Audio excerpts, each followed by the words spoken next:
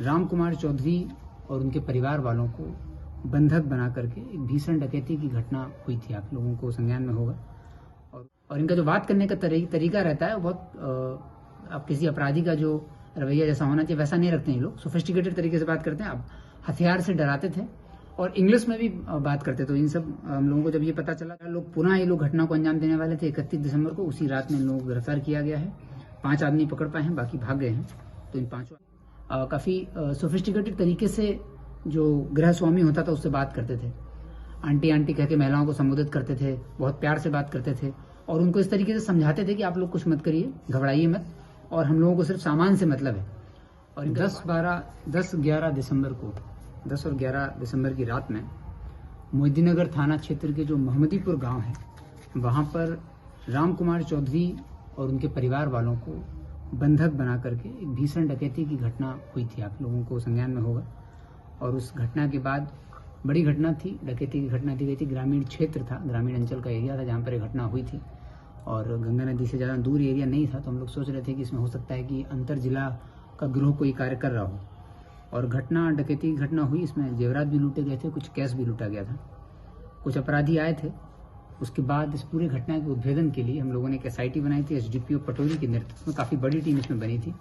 SDPO Patori और circle inspector Patori इसका नेतृत्व कर रहे थे। उसमें इंस्पेक्टर मुकेश कुमार DIU से, टाउन SHO मुसरी घरारी SHO पंकज कुमार, पवन कुमार हलई OP, मोहनपुर OP से कृष्णचंद्र भारती, मोहिद्दीनगर थानाध्यक्ष उनके ही क्षेत्र में घटना हुई थी गौरव प्रसाद, मोहिद्दीनगर से सब इंस्पेक्टर सोनू कुमार, सरायरंजन थानाध्यक्ष रविकांत कुमार, फिरोज आलम विद्यापति नगर थाना से, और DIU से sub inspector Mukesh Kumar, Rahul Kumar, Rajan Kumar, sub inspector Ashok Kumar, sub inspector Faizul Ansari और सिपाही अरविंद कुमार। तो कुल 3 टीम बनाई गई थी अलग अलग, जो कि एक DIU की टीम थी और SDPO पटोरी और CI पटोरी के नेतृत्व में 17 लोगों की टीम कार्य कर रही थी इस घटना में। करीब 20 दिन बाद इस पूरे घटनाक्रम का उद्भेदन हो पाया है और आज 1 जनवरी 2024 को हम लोग जिलावासियों को ये पूरी जो घटना है उसका उद्भेदन समर्पित करते हैं। इस घटना में हुआ यूँ था कि जब ये घटना हुई तो हम लोगों ने इस घटना से संबंधित जो अन्य घटनाएं हुई हैं पूरे राज्य में उनका भी पता करना प्रारंभ किया। तो पता चला कि पिछले 2 महीने से राज्य के कई और जिलों में भी ऐसी घटनाएं हुई थी। ये जो अपराधी आए थे, इनके अपराध करने की जो घटना शैली थी और जो पूरा घटनाक्रम था, घटना किस जगह की जा रही है, किस तरह के लोगों को टारगेट किया जा रहा है और ये घटना के दौरान कैसा इनका रवैया रहता है, उसके आधार पर हम लोगों ने चिन्हित किया। तो पता चला कि नवंबर माह में और अक्टूबर, नवंबर, दिसंबर तीनों माह में पटना जिला में भी एक थाना अथमल गोला है, खुसरूपुर थाना है, वहाँ पर एक डकैती घटना हुई थी। नालंदा जिला में बिहार थाना में हुई थी, बेगूसराय जिला में मंसूरचक थाना में और सिंघौल OP में हुई थी। और हमारी घटना होने के बाद, यहाँ घटना होने के बाद दरभंगा जिले में भी बहेड़ी थाना में घटना हुई थी। तो इन सब घटनाओं को जब हम लोगों ने देखा तो इनका जो अपराध शैली था उसके आधार पर लगा कि ये कोई पुराने अपराधी हैं, पुराना गैंग है जो कि काम कर रहा है इसमें। और अपराधकर्मी जो है विशेषज्ञ की तरह है, जो अपराध के विशेषज्ञ होते हैं उसकी तरह ये लोग घटना को अंजाम दे रहे थे। फिर SIT ने लगातार काम किया इस घटना में और इन सभी 7 घटनाओं जो कि अंतर्राज्यीय गिरोह था इसका उद्भेदन हो गया है, सभी 7 डकैती की घटनाओं का। और उसमें 5 अपराधियों को SIT ने गिरफ्तार किया है और 5 अपराधियों को गिरफ्तार करने के बाद उनसे पूछताछ हुई और उन पर जो लूटी और जो डकैती का सामान उन्होंने किया था उसको बरामद भी किया गया और उसके बाद इनको जेल भेजा जा रहा है। जब इन लोगों से पूछताछ हुई तो स्पष्ट हुआ कि इस पूरे गिरोह का मुख्य सरगना जो है अंकेश रजक और सुबोध कुमार है।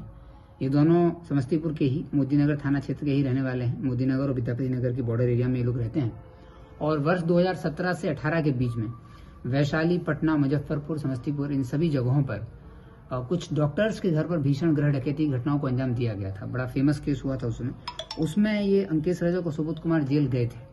ये लोग करीब 4 साल जेल रहे, 2018 से लेकर 22 तक। उसके बाद 2022 के एंड में ये लोग कुछ लोग इसमें से 22 के एंड में बाहर निकले और कुछ लोग 23 के मध्य में वापस निकले हैं, जेल से बाहर आए। बाहर आने के बाद फिर इन लोगों को पैसे की आवश्यकता और इनका जो अपराध करने का तरीका ही है, अय्याशी ये लोग करते हैं अपराध के पैसे से। तो उसी क्रम में इन लोगों ने पुनः घटनाओं को करने का प्लान बनाया और जो अंकेश रजक और सुबोध कुमार है, चूंकि ये लोग पहले भी अलग अलग जिलों में घटना कर चुके थे और लगातार 4 साल में जेल में थे, इनके कई जिलों में संपर्क थे। तो सुबोध कुमार और अंकेश कुमार ये मिल करके अपने पटना जिले में जो इनके साथी थे पुराने, वैशाली जिले में साथी थे, बेगूसराय और दरभंगा में इनके साथी, तो उनसे संपर्क इन लोगों ने किया और अलग अलग समय पर अलग अलग घटनाओं को अंजाम देने का प्लान बनाया।